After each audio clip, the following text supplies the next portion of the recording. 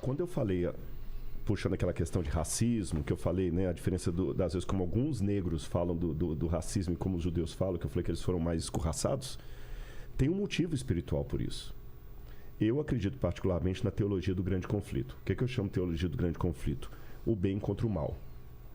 As forças da luz contra as forças das trevas. E muitas das brigas, dos conflitos que nós vemos do lado de cada eternidade ou no plano físico é apenas uma reverberação do que está acontecendo no mundo espiritual que a gente não está vendo. A base bíblica para isso.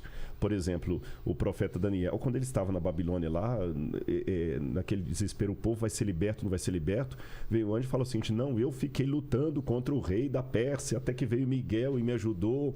Ele estava vendo aqui políticos brigando, mas o anjo mostrou que havia forças do mal também. O rei de Tiro tem a história dele misturada com a história do próprio diabo, do próprio Lúcifer, sendo remessado do céu. A besta do Apocalipse é vista ao mesmo tempo como o dragão, que é a antiga serpente, e é o Império Romano. Então, o mundo espiritual... Lembra de Stargate? Sim. Eu vou fazer essa comparação. É como se o mundo espiritual e o mundo físico estivesse aqui, ó. E muitas coisas, a gente só tá vendo o mundo físico, a gente vê um camarada às vezes te xingando, mas por detrás do cara que tá xingando o Saião, às vezes tem um demônio que tá fazendo ele xingar o Saião, porque ele tem ódio do que o Saião pode fazer para Deus. O bom da história é que nós temos uma legião de anjos do nosso lado. E dito isto, eu entendo por que de todos os povos da Terra, mais do que todos os africanos, mais do que os japoneses na época, né? O povo que foi mais perseguido e que houve mais tentativa de erradicar da terra foi o povo judeu. Então, por isso que não se justifica o ódio do mundo contra os judeus, mas se explica. Porque se o Messias vem deles... Se eu fosse o diabo, tem uma brincadeira... A palavra divina com suas promessas. Exatamente. Se eu fosse o diabo, tem uma brincadeira dessa lá nos Estados Unidos. Se eu fosse o diabo, eu ia querer extirpar esse povo mesmo.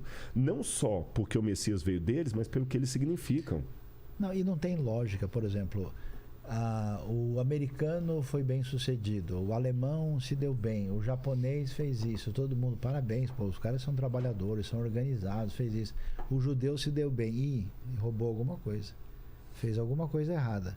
Quer dizer, todo mundo que tem sucesso, a gente bate palma. Se for o judeu, a gente já imagina que tem... Até você fala, esse cara é muito judeu, que ele é muquirana, tem um monte de estereótipo, né?